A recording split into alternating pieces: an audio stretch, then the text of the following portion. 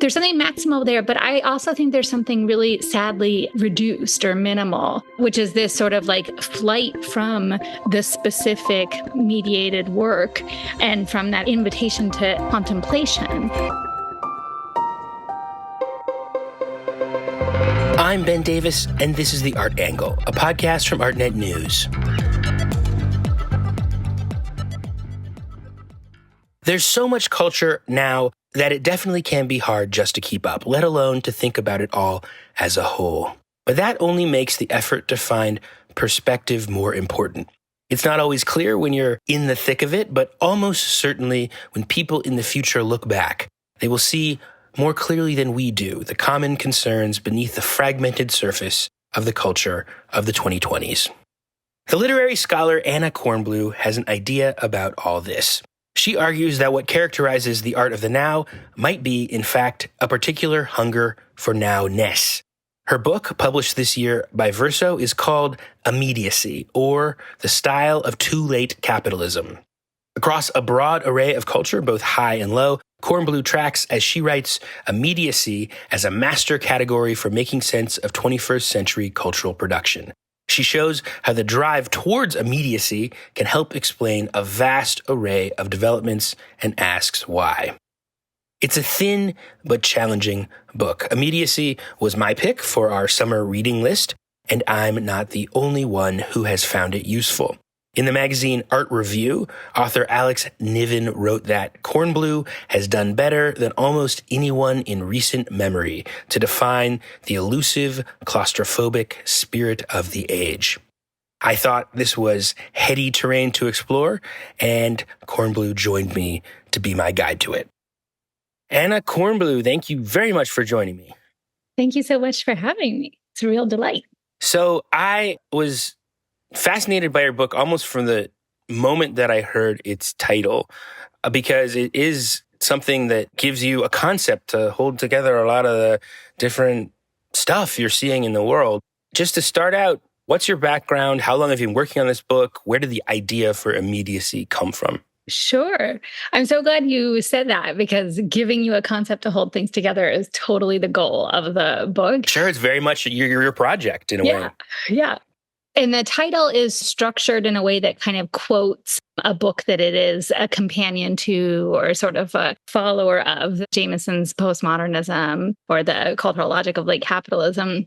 The idea of immediacy came to me, I think about the critic's job being sort of to notice stuff, right? And I started having this sensation that a lot of artworks I was seeing, a lot of literature I was reading, a lot of galleries I was going to, TV I was watching on the production side, but also a lot of the critical discourse I was immersed in with my colleagues and my students, and with sort of people I'm reading online, was oriented around this kind of demand that our contemporary aesthetics should be really transparent, should really have a message, should really be available to rapid uptake, right? You get it. And that kind of sense came to me very acutely about literature, because as a real scholar of older literature than the present, of the 19th century novel and the history of the novel, I was really struck that the pleasure reading I was doing in contemporary fiction and some of the teaching I was doing in contemporary fiction was bringing to me texts that were just consistently written in the first person. And that's not true of the history of the English novel. It's written in a third person majority. So that was one of the first things that I kind of noticed. Why aren't there any novels in the third person in our contemporary scene? And what could be explaining that? But again, there also was just sort of this broader effort to connect that observation to why do we have a lot of kind of television shows and cinematic genres and modes that are really seem to be committed to authenticity as some of their stylistic vocabulary, and to like intensity and sort of laying bare, and to do so in confessional kinds of ways. So just kind of starting to put those noticing of different media together. Yeah, the word itself just snaps a lot of things together for me. It does a lot of work on its own as a concept. It's like, oh yeah, across all these different fields, art, but also literature and a bunch of the stuff that you talk about in the book, immediacy sums up this drive. And it is a book with a kind of dizzying array of stuff. I mean, you talk about everything from secession to various contemporary philosophers that people in art might be familiar with, to all kinds of literature, to the rage for the confessional essay, the personal essay boom. But it does begin in immersive Van Gogh. And I guess you actually did a little bit of field work going to, what is it called? Van Gogh? That's what I call it, yeah. I guess describe this. What's its importance to you? Sure. Why does the book begin there? I mean, everybody must be noticing that these immersive spectacles are all over the place, right? And that they're one of the kind of signature ways that we're engaging with art right now. And so how can you explain them and what are they? And also, I think that there is, as much as there's a mass enthusiasm for them, there's something like really strange about them and maybe even irritating, or you might see sort of critics be dismissive of it. But so I wanted to understand like what is going on that makes it so that we want to have not an encounter with a painting and its brushstrokes and maybe like a little bit of text that explains its materials and its date that it came from. But instead of that kind of encounter with that bounded work, this whole body optimized sensational experience where there's almost the dancing, like the synthesized pop, right? And it's just booming, booming, booming. And the images are projected in all dimensions and they lose all sense of what their original kind of perspective or construction was. And that this form of omnisensory absorptive address is supposed to be a kind of better than the original artwork. Yeah. I was trying to sort of figure that out. And to me, even though there's something like maximal about those experiences, right? They have a lot of sound, they have a lot of light, they're sort of engaging the whole body. And especially if you go to the yoga class, they're engaging the whole body. There's something maximal there, but I also think there's something really sadly reduced or minimal, which is this sort of like flight from the specific mediated work and from that invitation to contemplation that we might associate with art.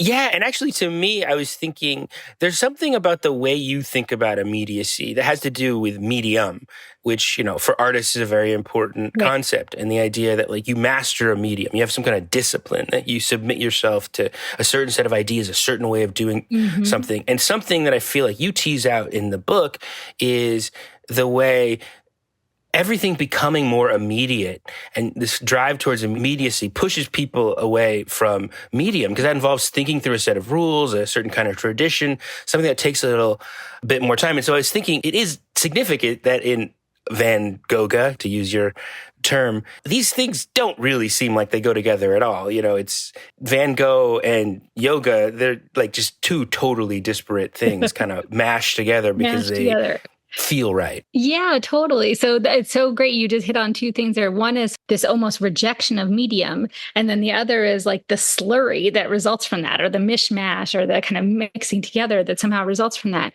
Why is it that medium, which the specificity of which we might think of as how to train artists, how to train critics, and not just as submitting yourself to a discipline, but that there are real things that media offer, that painting can do things that fiction doesn't, and vice versa. And being really skilled in the deployment of those affordances is something that we might think of as an artist's kind of prowess. And so if we have now, though, a kind of retreat from medium, and there have been various ways of diagnosing that in art historical and art critical circles for a little while now, but well, we have artists who say like, I don't work in a medium, right? Or my practice is just sort of my charismatic effulgence across all media.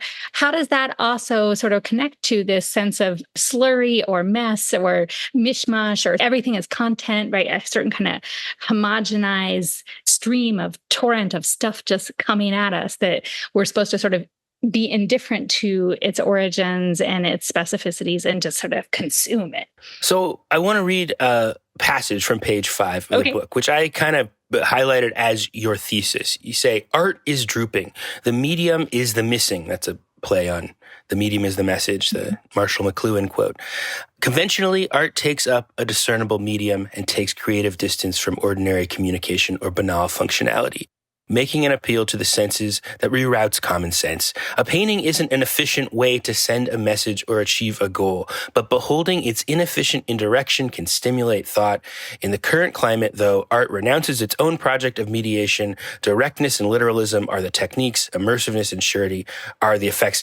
There's a kind of a moral tone to it. I mean, you're not just observing. It is a critical book. It is like intervening critically into this, because you think that the turn to immediacy in so many things short circuits critical thought or people's ability to think slower and more thoughtfully. Am I putting that correctly? Yeah, you are. It's true. I do think the critic's job is to understand, but also to make certain kinds of judgments that then help prepare the way for other kinds of art. And I do think that there's something lost in this contemporary style, even though the values it holds up of directness and intimacy and authenticity and sort of instant uptake seem to sometimes go with a certain kind of emancipatory vision of like democratic access, right? Like, oh, the art isn't complicated. It's a direct message because that's how it is accessible. That's how it's available to everybody. So it gets coded as authentic and democratic. But I think there's something really lost in this style when there is this renunciation of opacity or slowness, when there is a renunciation of metaphor, when everything is supposed to be instant uptake and direct message. That is a kind of imperative that comes from economic and political structures in our life that it would be good if art could help us kind of take some distance from rather than just replicate. Yeah, I want to get to the economic structures in a second because I think that's an extraordinary thing about your argument. I just wanted to say something your book helped me think about that I've been thinking about. It just comes up in writing about arts and culture for a popular audience is the category of topicality, of like relevance, that like you can't just write about art. It has to be relevant to the moment. It's to deliver a message that's going to connect with the audience like right now. And that just self-selects for certain kinds of art practices, artworks, you know, street art that just delivers a very clear graphic depiction of something that's happening in the news is a news story that connects with people immediately in a way that a painting from 100 years ago isn't. And it does feel like just the dynamics of the present crush us into the now in a way that your book helped me think about. Yeah. And I think it's really complicated and hard because a painting from 100 years ago does have things to say to the now. And maybe a teacher's job or a critic's job is to help us make those connections. And I don't think the demand for sort of relevance or connectivity itself, connective fabric, is the wrong thing. But it's the speed with which that connection is supposed to happen. It's the literalism with which that connection is supposed to happen. And it is the kind of rapid exchange of the artist is sending their message and they're telegraphing their politics and the audience is getting it because they have to like have their hot take on it so that they can put it on their Instagram and circulate it. And then Artnet has to cover it fast and has to respond fast. And you got to get to the latest show, but because criticism is preempted by whatever people are posting on their Instagram of it. So there's a whole kind of ecology and economy of speed and reflexivity that doesn't allow for kind of processing and contemplation or sort of more complicated ways of connecting. The painting from 100 years ago does have something to say to us now, but you have to tease that out. You have to consider it. And that requires also thinking about context and bringing stuff into the picture. It's not just available to scroll culture where I look at it and I know instantly. Swipe left. I'm curious, you're from the academic side of things. Do you see some of those same pressures in that world? Oh, totally. I mean, my scholarly expertise is in 19th century literature, and I teach big classes in literature from the 18th century. And I also work on a topic called strategic presentism, ways of thinking about connecting the past to the present, ways of revealing what is not so foreign about the 19th century or even the 18th century to the 21st. I think that those pressures are real. I think that they have to do with a certain kind of cultural disregard for the past, but they have more to do with the fact that the past isn't transparently meaningful. It takes a little bit of research or a little bit of learning or a little bit of processing time to know, oh gosh, in the 19th century, they really were sort of inventing liberal democracy and they really were sort of inventing global capitalism and imperial relations. And there is so much about how people lived their lives and made meaning in the 19th century that really bears on now, but it takes time. That bearing isn't a tweet. It's not evident in the 21st century in the same way. So I think that those pressures of like, how do you do that connective work? That's what you need a slow classroom experience for. That's what you need background homework for. There's attention span issues, but there's also time issues for students. They're working jobs. We have defunded higher education. So the students are more in debt. So time they can afford to spend on their learning is limited. All of those amount of pressures where that demand for relevance, topicality, instant guarantee that I know what this is, I got it, let's move on. Those are very evident in higher education, not just our world, for sure. It's too bad I romanticize the room for thinking that scholars have, and it's sort of painful to read about that sort of collapsing space. Your book, as you already mentioned, is very inspired by another book by the literary thinker Fredric Jameson, Postmodernism, The Cultural Logic of Late Capitalism, which, if people know the term postmodernism, it's one of the big wellsprings of interest, one of the books that gave people a way to think about that term that meant more than just weird stuff that happened after 1960. Right. I always like to remind people that it began as a lecture at the Whitney Museum in 1982. And, art has a hand in this. It's right there in your title, which is Immediacy, or the style of too late capitalism. Mm-hmm. So I guess maybe for people who don't know, what is the core of Jameson's argument about postmodernism that interests you? Because you're updating that. Right. So there are a couple things. There's the form of the argument, which is to go across different media and to sort of say there is such a thing as kind of a monoculture in a way.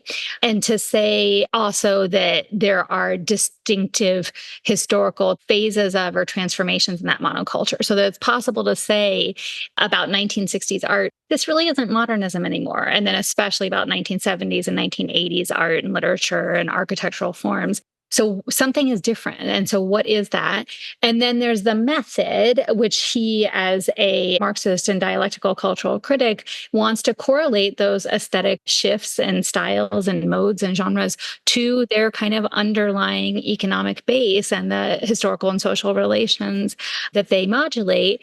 And for him, the explanation for sort of no longer being in modernism, there's an aesthetic way of describing what that looks like, pastiche and irony and intertextuality and the kind of playful mixing of different things that we associate as postmodernism's kind of irreverence and lack of discipline and like the Greek columns that are on like a metal, form building. And but there's also a set of economic conditions that he's thinking that those are reflecting, which have to do with globalization, the rise of multinational corporations, and the kind of what he follows with and is articulated with David Harvey as a kind of compression of time and space, right? So that if you have global companies and global treaties and a global flow of commerce and one world economy, that there's a certain sense of proximity of things that were formerly far away, a certain sense of kind of rapid or speeded up kind of intimacy of things that formerly took a long time. And there are shipping technological innovations and so on behind this too.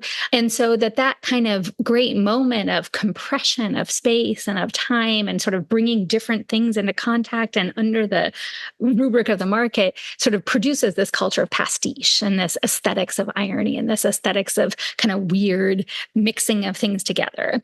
Yeah, that's what's so exciting about his argument is that, there are these new cultural structures that are based on, physical infrastructure transformations. Right. Like people are getting exposed to more cultures. Right. So you have more music that calls on world cultures in a way that wasn't true before, but that also produces new mental structures that then are both connected to that, independent of that. And it's a way of kind of saying that artists don't work in a vacuum, and that one way you can read art or look at art is in relationship to what it tells you about the changing conditions of production. Absolutely. How people live in the world. It's hard to make sense of globalization. It's hard to make sense of the world market or to think about international relations, and that you as a producer of cultural texts like a painting or a poem or a song might be transmitting those out onto this global market. So what is the way that your style can help sort of reflect that heterogeneity and also help people make sense of it? And that's where he sort of sees this aesthetics of kind of just mixing and intertextuality and all the kinds of things that we associate with postmodernism's aesthetic repertoire come from, is that heterogeneous social experiment of global capitalism and the efforts to make sense of it critically and kind of just in terms of what he calls mapping, but also practically, right? That if you're somebody like Thomas Friedman and you're thinking about what is the order of international relations, the world is flat. What flatness is the real feature of postmodernism, right?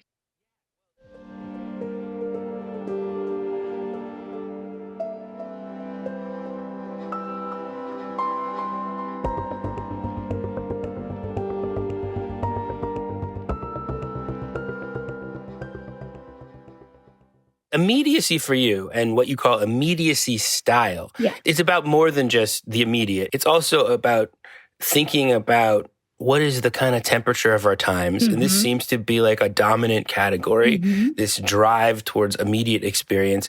And that feels both connected to what he was talking about in the 80s and 90s and a little bit of a mutation, which you're linking to a mutation within or like new forms of economic life that have developed since then. Because like you're saying, one of Jameson's big category was flatness of affect, that everything was like irony with nothing behind it, that it was like quoting things, but there was no sense that there was an original. And immediacy, I think there's still a lot of that out there, but then there is a demand for authenticity, directness, that's very much a turn towards authenticity. And I think you're one of a number of people who are trying to like name some kind of new way that things feel. So what is that transition and, what's the underlying economic thing that you see as pushing us in that direction? So definitely, I think we're not still in postmodernism. I think Jameson thinks that. I think lots of critics think that. So what is this new thing? What is the same about postmodernism, but what is different? And what would be the ways we could explain it? I think as you were leading with there's a demand for authenticity. Some people call it the new sincerity. There's a kind of intensity of affect, or what Jameson calls a waning in postmodernism, we might call a waxing in immediacy. There is a kind of sense of the profundities of keeping it real about the body and about identity, at the same time as there are some of these forces of blurring and indistinction and the kind of mess and slurry that we were talking about have sort of intensified beyond what postmodernism's kind of pastiche was into just real glop, And so trying to sort of describe those aesthetic features as different, I have to go looking for what are some economic and political explanations of them. And one of the major theses that we have critically in the art world, in literary criticism, in architectural theory, is the idea that the digital revolution is really what can explain why culture is different in the 21st century than it was in the 20th century. Everything from social media to platform economies to email and so on. One-click shopping. That's the one that really resonates with me as like particularly new economic thing, that it is like, it's not just that we live in a dispersed economy where things are being assembled overseas, and it is like on the consumption side, like everything's about getting things right now. And that produces a psychic structure of both getting more things, but then you got to keep the wheels of consumption turning. So it's also like you got to advertise things more. The stuff has to fill in those motors of consumption. So there's more images circulating faster. For sure. So that one-click shopping, you want it, we get it. Swipe left, swipe right, Postmates, the just instantaneity of I feel the desire and then I can have a personal limousine for my burrito, instead of walking to go get it or whatever, which is all sold to us as flexibility, as psychically fulfilling, as fluidity, right? Like no sooner have I thought of the thing than some serf is ready to bring it to me at my door. Why do I need to bother calling a taxi company on the phone or going outside and waiting on that corner to hail one when I can just push my finger on my phone and I get the personal chauffeur right there? Those kinds of economic relations really are imparting a set of values, right? That is literally the kind of source of value, this instant transfer, this seamlessness, this idea of cutting out the middleman of the taxi company, instead having everybody's in an intimate relationship with their personal chauffeur, the customer and the laborer, but no kind of brick and mortar store, all that kind of stuff is advancing flow, connection, instant transfer, rapid exchange, direct message as real economic values. And those have, I think, been metabolized into aesthetic values. That's some form of being able to explain why we have these aesthetic turns towards direct eye contact in televisual aesthetics, or towards confessional stuff in performance art, or towards first person autofiction in literature, that we have these realms of aesthetic values that we might like to think of as innovations of genius. Oh, somebody figured out that, it's really cool if I don't work in a medium and my practice is just to emit charisma. That's so genius, except that actually belongs to a broader cultural matrix. Yeah, actually, that's another kind of economic mutation that you come back to again and again in the chapter on literary production, in the chapter actually on scholarly production, on theory in the book, is this kind of entrepreneurial that because of this economic drive towards like removing layers of mediation, like you just have direct access to other people, other goods, other services, that for a lot of artistic people and just writers, all kinds of producers, really, that means there are less structures between you and who you're talking to. But that also means you don't have those structures to do the work of marketing things, do the work of promoting things. And so kind of the turn towards the first person in a very like personal style is also the fact that just like the agency of the individual person, they have to assume a lot more responsibility. They're hyperinflated in the literary world, right? People used to have the jobs of marketing books, and people used to have the jobs of planning book tours and sort of cultivating interest and also evaluating books and writing criticism about them. But now the author has to be the charismatic persona with a huge Instagram following who can sell their books in advance and who only gets the book contract because it seems like they're so marketable, because they have so many followers. And there's so much just pressure on the producers of culture to have this kind of like hyper presence that is the thing that they're selling access to with their literature or with their art or with their films. And those are really transformations in how we organize culture industries that are labor transformations, that are economic and policy transformations and value transformations. So the kind of style that emerges from this of like hyper intimate, hyper personal, hyper confessional genres, that style isn't just like, oh, this person's really keeping it real with us. This person has figured out that like we can cut the shit of like all the layers of too much metaphor or characters or who needs plot or why do you have to have medium? Why do you need to have a frame around an artwork, right? Like, let me just emit, let me just give it to you, give you the goods. That stuff as aesthetic value has a whole underside, which is this decommissioning of the publishing industry and of higher education and the kind of marketization of creative writing education or of the MFA and the kind of attacks on labor in the television industry and the rise of reality TV, which is about not paying writers, so trying to just make those connections is what the book is trying to do. I think what everyone will remember from your book is a passage you've already mentioned where you talk about the decline of the third person, the rise of the first person, which you prove empirically. I was trying to think of like equivalents in art since POV is a little different. And I realized it's probably in the wall labels, which, in some ways are a form of mediation, right? I mean, people are always complaining in art about mediation. It's like, why do I have to read a text in order to get the art? But it is also true that a lot of the wall labels just kind of tell you what the meaning is. Mm-hmm. And specifically, I think, tell you the personal story of the artist. Like, it is all the meaning routed through the biography of the artist right there. So that becomes kind of what you're consuming. Like in Hannah Gadsby's anti-Picasso show, pieces on the wall were literally just words saying, I wanted my story to be heard, which is her, and as a quote from her show and so on. But this idea that you shouldn't have the little interpretive device and that layer of mediation of the expert curator providing you context on materials and background and some kind of questions to think about, but instead just transmitting to you the instant message of the thing, hear my story, or the reduction of things to story even. Like, I have mixed feelings about it because, I'm a writer, so I defend mediation. Like, I think it's good. There are wall labels that, like, not everybody knows who Picasso is or knows his story or knows why people might like or dislike Picasso. So I think it's good there's interpretation.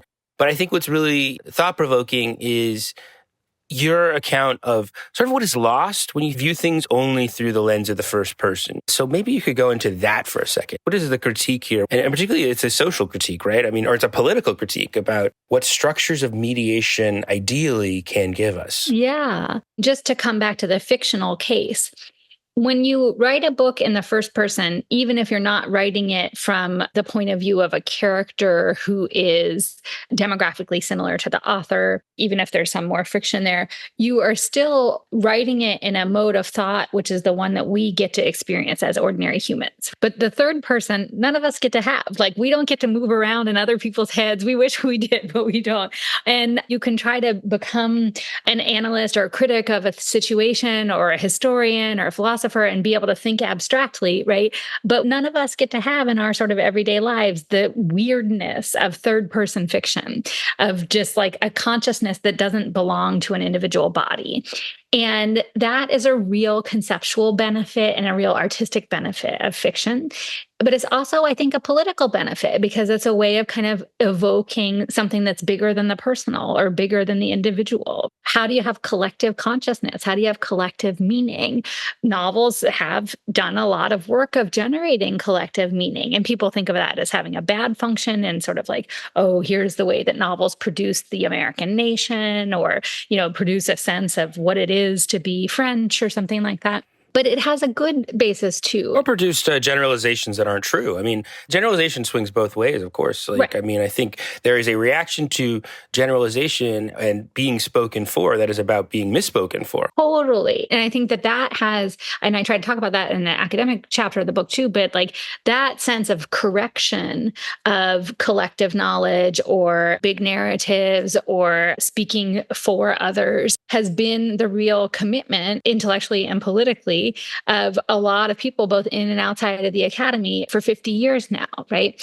And the question is sort of like, has that been an overcorrection? Has there been a real loss of some ability to legitimately speak for other people, which is some condition of solidarity sometimes, right? Is some condition of collective sovereignty sometimes, that there is a massing of interest and there's an ability to represent what the collective good might be or what the collective plan should be, what the common fabric is, what the common held meanings and truth are.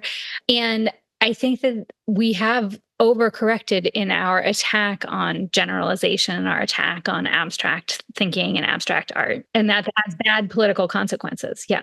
Yeah, so if I could sum up, it's basically like your argument is that the relentless focus on immediacy, which comes in some ways, or at least chimes with, is useful for this underlying economic structure of like the entrepreneurial self, the hustle culture, of immediate consumption, that sort of uncritically consumed in art and literature and in philosophy, this uncritical focus on immediate experience is the only thing that matters, has a political effect of kind of isolating us and making sure that everybody's just an atom and that art doesn't help us move beyond that. Right. That we just sort of have this ecstatic revelry about the ineffability and the unrelatability or unbridgeability of everybody's singular essence and singular experience. And everybody's just sort of supposed to replicate it, right? Like everybody should write a memoir, for instance. That's one of the things that, I position next to the decline of the third person is the absolute explosive growth of memoir as a literary genre. But again, thinking about this also in terms of confessional video aesthetics or charismatic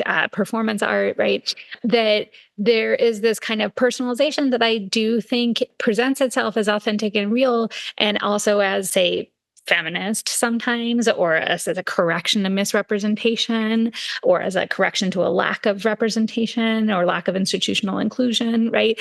And those harms are real, but the kind of complete casting out of or delegitimating of any kind of collective bridges or common experience or common meaning or thinking in the plural is what I think is really concerning politically. Is it also an aesthetic criticism, though? Because I'm thinking about your chapter on video. You have a long chapter on streaming television as the art of our time, in a way, because it is almost certainly the most consumed popular art now.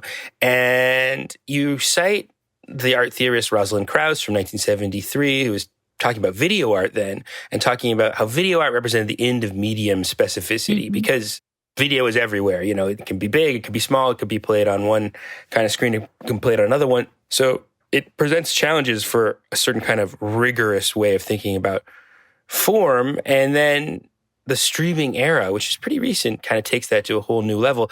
And I think you're arguing across a whole range of examples, from Emily in Paris to Fleabag to a whole bunch of other things that people will be familiar with and either totally agree with you or totally disagree with you on their character. But I think that you're arguing that there's kind of a blurring of form and kind of a laziness that comes in when there's just so much content that's designed to be consumed everywhere. Is that essentially your argument? That is a big part of it. Yeah. That we think, oh, there's so much content, and this means that there's more great stuff to watch than ever before. But the so muchness and the kind of torrent of content is the economic imperative of the streaming services. And one of the things I'm trying to say is there's a certain aesthetic homogeneity amid all this abundance. We think there's so much, but it's actually really limited. So there's a kind of set of stylistic principles or aesthetic tics that a lot of these original streaming shows have in common, even though we might think that they're catering to wide varieties of audiences. So some of those tics are things like front-facing cinematography, right? Where it's structured, where the show involves a lot of direct eye contact from the character to the viewer in ways that have radically different effects from like a Brechtian kind of theatrical fourth wall breaking. They seem to emulate the kind of device integration of like, well, I'm watching the show on my phone anyway, and that's how I talk to my grandma on FaceTime, and this is now I'm having this intimate relationship with this character from Euphoria. You know, that's just one example. There's also a kind of like attenuation of plot, this kind of just metastasized, sprawling, extreme scenes, but they don't really have a lot of narrative coherence. It's something people talk about in streaming music, actually, which you don't go into the book, that like streaming music, because it's meant to be just like ambient, and because the model is like quantity of streams, right, it means you get these albums that are like 40 song tracks that probably could have been honed to a closer thing, but the entire business model is just the consumption of more and more and more stuff. And that just lends to a lack of formal rigor.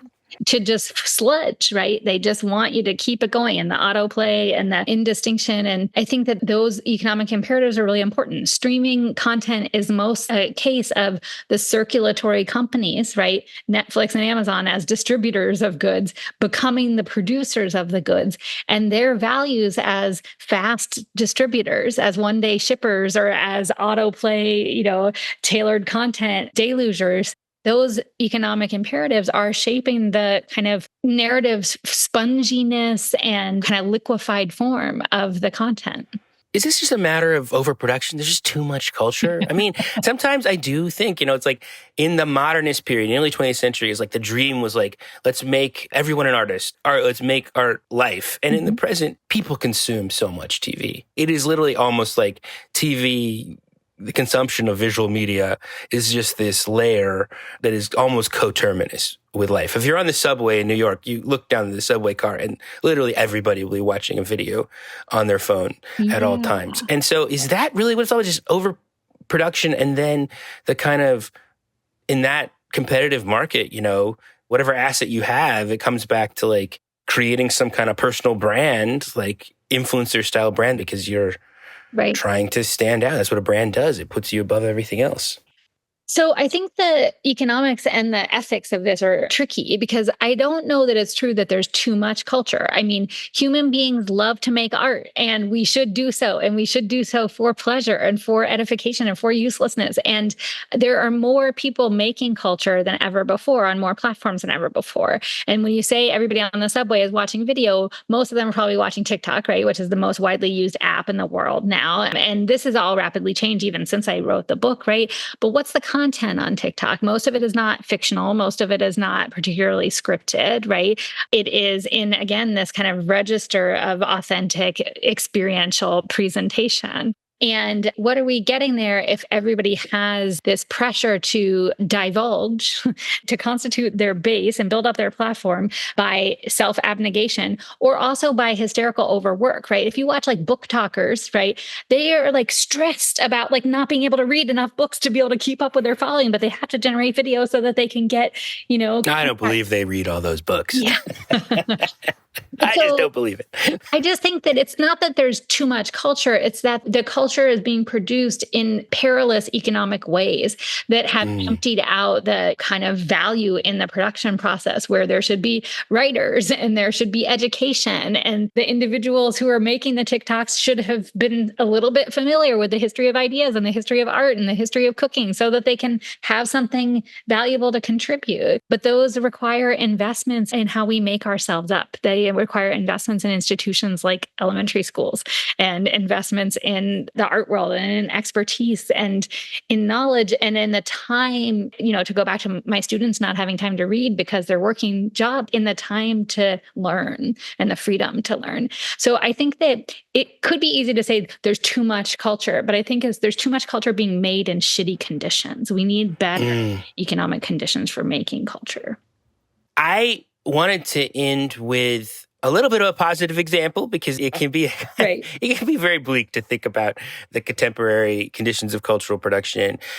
And you do end with a bunch of things that you think do a little bit of positive mediation work. You mentioned Colson Whitehead, the novelist. You mentioned Secession, the TV show. But in the art realm, you mentioned the work by the Canadian photographer Edward Bertansky, these manufactured landscapes. So I thought, what do you find interesting about that project? And introduce it if people don't know what it is. Sure. So he is Canadian. He is known for very large format, large scale landscapes of natural terrain, but also of unnatural terrain. So like oil refineries, say, or major factories and major dams. So great feats of engineering and infrastructure, but great kind of monuments and integuments of petroculture.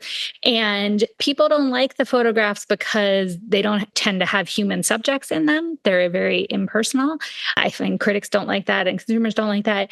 And because they cost money to make. Like achieving this kind of scale often means that he's like photographing from a helicopter. Yeah, scale is very important to you. Scale is super important to me, yeah. Seeing these individually, not just seeing them on your computer screen, make the image sculptural, so to speak, because level of detail is so... In order to have the effect that's kind of like, you look at these and feel like, this is giving me a sense of just this vast scale of human impact on the earth. They're meant to be seen up close. And that is not something that's available to you in your ordinary life when you're just driving around in your car. What is the impact of car culture on the Earth's surface? What is the impact of petrochemical refining on the prospects for the survivability of the species, right? And I think that the scale at which he takes these is meant to sort of completely counter what's experienceable or what is immediately accessible. The fact that they require resources to produce, because it's trying to give us access to a kind of thought that isn't immediately accessible or perceptible. It's impersonal. It's not personal. And I think those are real strengths. It's like the art is trying to think a thought with us and invite us to think a thought that is different from what we can just have walking around in our ordinary bodies, in our ordinary landscapes, and with our, limited perception. It's trying to enlarge what is understandable, not just what is experienceable. And I think that's really brilliant and one of the real jobs of all kinds of art across media. Well, Anna, thank you for talking about this heady terrain, and I hope it practices a little bit what it preaches and then kind of steps back from the immediate, gives people some concepts to think about the way things are. I know your book did for me. Thank you so much for having me and for thinking with it. That's it for this week's episode. If you like what you've heard, you can subscribe to the show on Apple Podcasts, Spotify, or wherever else you get your podcasts. Also, please take a moment to rate and review The Art Angle. It helps other listeners discover what we're doing. The Art Angle is produced by Sonia Manalili and Caroline Goldstein.